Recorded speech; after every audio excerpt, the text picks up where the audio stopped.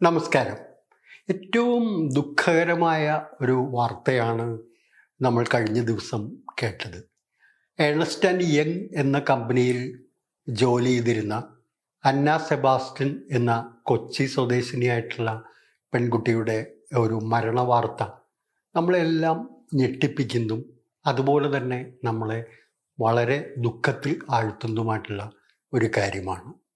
വളരെ പ്രോമിസിംഗ് ആയിട്ടുള്ള അധികം 27 വയസ്സ് മാത്രമുള്ള അന്ന സെബാസ്റ്റ്യൻ എന്ന പെൺകുട്ടി ജോലിയുടെ അമിത ഭാരം മൂലം ഹൃദയാഘാതം മൂലം കുഴഞ്ഞു വീണ് മരിക്കുന്ന ദൗർഭാഗ്യകരമായൊരു സംഭവത്തിലേക്ക് പോവുകയുണ്ടായി.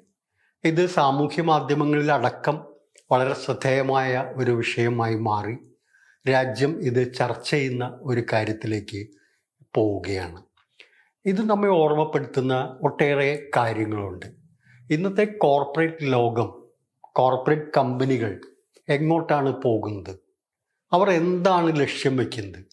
ഈ കോർപ്പറേറ്റ് കമ്പനികളെ സംബന്ധിച്ചിടത്തോളം അവരുടെ മനുഷ്യമുഖം അവർക്ക് നഷ്ടപ്പെടുന്നത് എന്തുകൊണ്ടാണ്? ഇനിയും ഇങ്ങനെയുള്ള അന്ന സെബാസ്റ്റ്യന്മാരുടെ സംഭവങ്ങൾ ആവർത്തിക്കപ്പെടുമോ? ഒരുപക്ഷെ അന്ന സെബാസ്റ്റ്യൻ്റെ മരണം അവരുടെ പ്രിയപ്പെട്ട മാതാവ് ഒരു കത്ത് ആ കമ്പനിക്ക് അയച്ചതിൻ്റെ പേരിൽ സാമൂഹ്യ മാധ്യമങ്ങൾ വല്ലാതെ ചർച്ച ചെയ്തപ്പോഴാണ് നമ്മുടെ ശ്രദ്ധയിൽ വന്നത്. എത്രയോ ആളുകൾ, എത്രയോ ചെറുപ്പക്കാർ ഇങ്ങനെയൊക്കെ മരണപ്പെടുന്നുണ്ടാകാം. ജോലിയുടെ സമ്മർദ്ദം മൂലം, ടെൻഷൻ മൂലം, ഒരു തരത്തിലും അവർക്ക് ജീവിതത്തിൽ ആസ്വദിക്കാൻ പറ്റാത്തൊരു സ്ഥിതിവിശേഷത്തിലേക്ക് പോകുന്നതും നൈരാശ്യത്തിലൊക്കെ ആയിട്ട് പലരും ആത്മഹത്യ അടക്കമുള്ള കാര്യങ്ങളിലേക്ക് പോകുന്ന വാർത്തകൾ നമ്മൾ ഇടയ്ക്കിടയ്ക്ക് അറിയാറുണ്ട്. ഇത് നമ്മുടെ കോർപ്പറേറ്റ് ലോകത്തിൻ്റെ ഒരു വലിയൊരു ഭീഷണി. ഈ ലോകത്തെ മാനവരാശിക്ക് മുമ്പിൽ, മനുഷ്യത്വത്തിൻ്റെ മുമ്പിൽ കോർപ്പറേറ്റ് മേഖല ഉയർത്തുന്ന വലിയൊരു ഭീഷണിയിലേക്കാണ് ഇത് വാതിൽ തുറക്കുന്നത്. ഇതിനെക്കുറിച്ച് നമ്മുടെ സമൂഹം വളരെ വ്യക്തമായി മനസ്സിലാക്കേണ്ട ഒരു കാര്യമുണ്ട്. നമ്മുടെ രാജ്യത്ത് പൊതുവെ പറയപ്പെടുന്ന ഒരു കാര്യം എന്താണെന്ന് വെച്ചാൽ, കോർപ്പറേറ്റ് ലോകം, കോർപ്പറേറ്റുകൾ എന്ന് പറയുന്നത് എന്തോ വലിയ സംഭാവന ജനങ്ങൾക്ക് നൽകുന്നവരാണ്. കോർപ്പറേറ്റുകൾ ഇല്ലെങ്കിൽ ലോകം നിലനിൽക്കില്ല. പ്രത്യേകിച്ച് ഇന്ത്യയെ പോലുള്ള രാജ്യത്ത് കോർപ്പറേറ്റുകൾ നൽകുന്ന സംഭാവന വളരെ വലുതാണ് എന്നൊക്കെ കോർപ്പറേറ്റുകൾക്ക് വേണ്ടി പാടി നടക്കുന്ന കുറേ പാണന്മാർ നമ്മുടെ നാട്ടിലുണ്ട്. ഒരു തരത്തിൽ പറഞ്ഞാൽ മുതലാളിത്തത്തിൻ്റെ, ക്യാപിറ്റലിസത്തിൻ്റെ, കോർപ്പറേറ്റ് ലോകത്തിൻ്റെ ഫാൻസ് അസോസിയേഷനുകൾ എന്ന് പറയാവുന്ന തരത്തിലുള്ള സാമ്പത്തിക വിദഗ്ധന്മാരും ഒക്കെയുണ്ട്. മാധ്യമങ്ങൾ, മുഖ്യധാര മാധ്യമങ്ങളൊക്കെ തന്നെ പൊതുവെ ഇവരുടെ പെട്ടിപ്പാട്ടുകാർ എന്ന് വിശേഷിപ്പിക്കാവുന്ന അവസ്ഥയിലാണ്. ഇവിടെ നമ്മൾ മനസ്സിലാക്കേണ്ട ഒരു കാര്യം, ഏണസ്റ്റ് ആൻഡ് യങ് എന്ന കമ്പനി പരസ്യദാതാക്കളല്ല. മുഖ്യധാര മാധ്യമങ്ങളിൽ പരസ്യം നൽകുന്ന സേവനങ്ങളല്ല അവർ നൽകുന്നത്. അതുകൊണ്ട് ആ കമ്പനിക്കെതിരായി വന്ന ഈ വാർത്ത കുറേ ശ്രദ്ധയിൽ വന്നിട്ടുണ്ട്.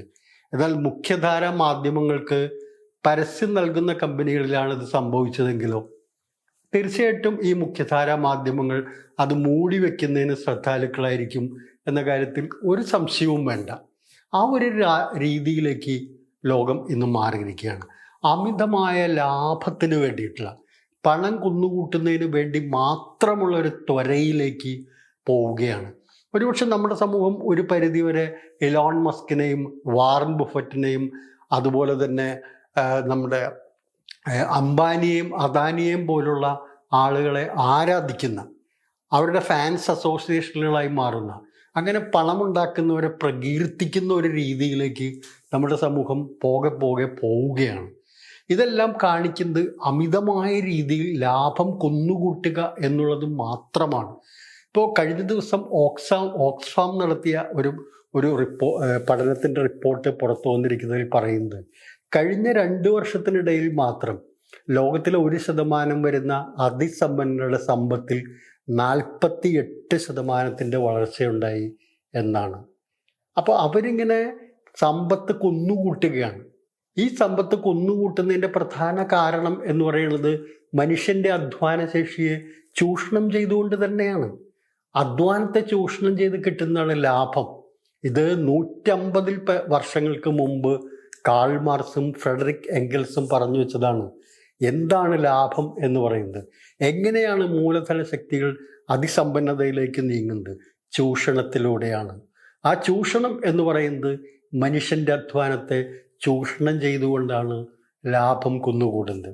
അപ്പോൾ ഈ അടുത്ത കാലത്ത് കോർപ്പറേറ്റ് മേഖലയുടെ സമ്പത്ത് ഇങ്ങനെ വർദ്ധിക്കുന്നുണ്ടെങ്കിൽ അതിൻ്റെ കാരണം തീർച്ചയായിട്ടും ഈ തൊഴിലാളികളെ, ജീവനക്കാരെ ചൂഷണം ചെയ്ത് മാത്രം ഉണ്ടാക്കുന്ന സമ്പത്താണ്. ഇത് ഈ ഏണസ്റ്റ് ആൻഡ് യങ്ങിൽ മാത്രം നിൽക്കുന്നൊരു കാര്യമല്ല.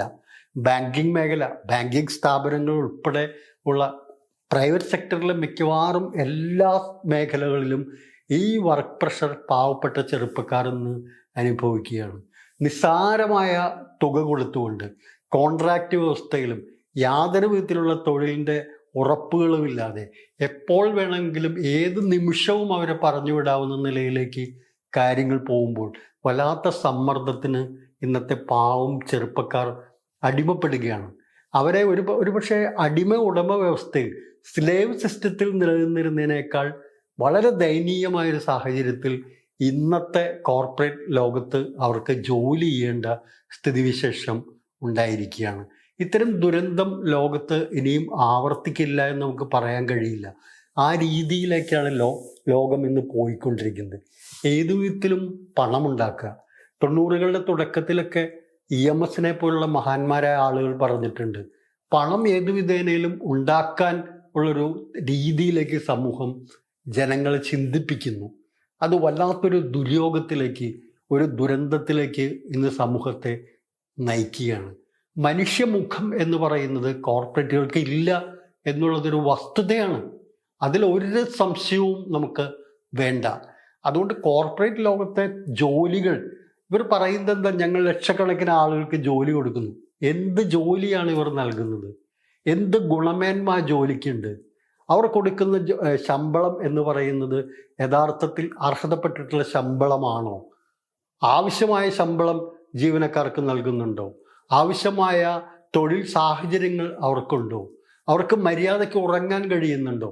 പലപ്പോഴും പെൺകുട്ടികൾ പരാതിപ്പെടുന്നത് പീരീഡ്സ് ആവുന്ന സമയത്ത് പോലും ജോലി ചെയ്യിപ്പിക്കുന്ന അവസ്ഥ, പാതിരാത്രിയിലും ഇരുന്ന് ജോലി ചെയ്യേണ്ടുന്ന അവസ്ഥ, ടാർഗറ്റുകൾ മീറ്റ് ചെയ്യാനാവാതെ ടെൻഷനിലായിട്ട് വളരെ സമ്മർദ്ദത്തിൽ ജോലി ചെയ്തുകൊണ്ട് പലരും ഈ സമ്മർദ്ദത്തെ മറികടക്കുന്നത് മദ്യം, മയക്കുമരുന്ന് ഉൾപ്പെടെയുള്ള കാര്യങ്ങളിലേക്ക് നീങ്ങിക്കൊണ്ടാണ്. എങ്ങനെയും ഒരു കരിയർ ബിൽഡ് ചെയ്യുക, എങ്ങനെയും ഒരു ജോലിയുടെ ഒരു ലാഡറിനകത്തേക്ക് ഉയർന്നുയർന്ന് കയറിപ്പോവുക, ആ ഒരു സമ്മർദ്ദം ഇവരനുഭവിക്കുകയാണ്. പാവപ്പെട്ട ഈ ചെറുപ്പക്കാരെ കൊലക്കി കൊടുക്കുന്ന സ്ഥിതിയിലേക്കാണ് ഇന്ന് കോർപ്പറേറ്റ് ലോകം പോയിക്കൊണ്ടിരിക്കുന്നത്. ഇത് മുതലാളിത്തത്തിൻ്റെ സഹജമായ ഒരു സ്വഭാവമാണ്. ക്യാപിറ്റലിസം എന്ന് പറയുന്നത് എങ്ങനെയും പണം ഉണ്ടാക്കുക. എന്നിട്ട് അവർ പ്രചരിപ്പിക്കുന്നത് എന്താണ്? ഞങ്ങൾ കോർപ്പറേറ്റ് സോഷ്യൽ റെസ്പോൺസിബിലിറ്റി ഉള്ളവരാണ്, ഞങ്ങൾ സമൂഹത്തിന് വേണ്ടി അങ്ങനെ ചെയ്യുന്നു. സമൂഹത്തിന് വേണ്ടി ഒരു പുല്ലും ഒരു ചുക്കും ഈ കോർപ്പറേറ്റുകൾ ചെയ്യുന്നില്ല. ചൂഷണം മാത്രമാണ് ഓരോ കോർപ്പറേറ്റിൻ്റെയും മുഖമുദ്ര. അത് സത്യമാണ്. അത് ചരിത്രത്തിൽ മാർക്സിനെ പോലുള്ള ആളുകൾ കൃത്യമായി അടയാളപ്പെടുത്തിയിട്ടുണ്ട്. അത് ആവർത്തിച്ചു കൊണ്ടിരിക്കുകയാണ്. കൂടുതൽ ഭീകരമായ വിധത്തിൽ, മനുഷ്യവിരുദ്ധമായ രീതിയിൽ കോർപ്പറേറ്റുകൾ നീങ്ങിക്കൊണ്ടിരിക്കുന്നു എന്നുള്ളതിൻ്റെ തെളിവാണ്. ഇനിയും അത് ശക്തമായി വന്നുകൊണ്ടിരിക്കും. വാസ്തവത്തിൽ നാം മനസ്സിലാക്കുക, തൊഴിലാളികൾ, അധ്വാനിക്കുന്നവർ, മനുഷ്യർ, കർഷകർ എല്ലാവരും ചേർന്ന് നിന്നുകൊണ്ട് ഈ കോർപ്പറേറ്റുകൾക്കെതിരായിട്ടുള്ള, ഈ വലിയ ദുരന്തത്തിനെതിരായിട്ടുള്ള, ഈ മനുഷ്യവിരുദ്ധമായിട്ടുള്ള പ്രവർത്തനങ്ങൾക്കെതിരായിട്ടുള്ള, ഈ ലാഭം കുന്നുകൂടുന്നതിന് വേണ്ടി, പണം കുന്നുകൂടുന്നതിന് വേണ്ടി, സമ്പത്ത് കൂടുതൽ ആർജിക്കുന്നതിന് വേണ്ടി നടത്തുന്ന ഈ ശ്രമങ്ങൾക്കെതിരെ ശക്തമായ നിലപാടുകളിലേക്ക്, ശക്തമായ പ്രതിരോധത്തിലേക്ക് ലോകം പോകുന്നില്ലെങ്കിൽ ഇന്നത്തെ കോർപ്പറേറ്റ് ലോകം മാനവരാശിയെ തന്നെ അവസാനിപ്പിക്കുന്ന രീതിയിലേക്ക് കാര്യങ്ങൾ പോകും എന്നുള്ളത് നമ്മൾ മനസ്സിലാക്കേണ്ടതാണ്. അന്ന സെബാസ്റ്റ്യൻ്റെ അനുഭവം നമ്മുടെ മുമ്പിൽ വലിയൊരു പാഠമാണ്.